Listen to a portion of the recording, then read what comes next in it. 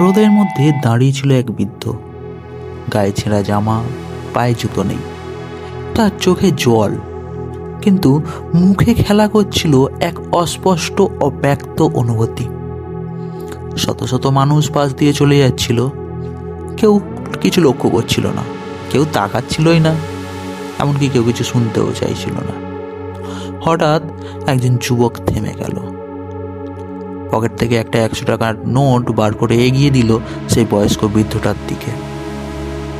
বৃদ্ধটা তাকিয়ে বলল, তুমি জানো না তুমি কি করলে?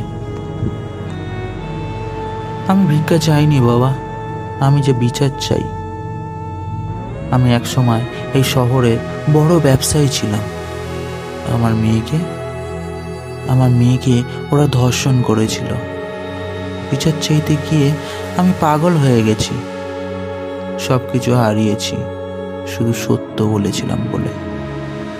যুবকটা কিছু বলতে পারেনি, শুধু তাকিয়েছিল। পরদিন আর লোকটাকে সেখানে দেখতে পাওয়া যায়নি। কেউ কেউ বলে সে নাকি মরে গেছে, কেউ আবার বলে তাকে নাকি কোনোভাবে চুপ করিয়ে দেওয়া হয়েছে। কিন্তু সে ওই জায়গাতে রেখে গিয়েছিল একটা তার বোর্ড, তাতে লেখা ছিল, আমার কথা শোনো, একদিন এটাই হয়তো তোমারও গল্প হতে পারে। তো বন্ধুরা, যদি মনে হয় এই পৃথিবীতে সত্য কখনো ঠিকঠাক ন্যায় বিচার পায় না, তাহলে কিন্তু তুমি এই ভিডিওটা শেয়ার করতে পারো। হয়তো কেউ তার নিজের কণ্ঠ খুঁজে পাবে এই গল্পে।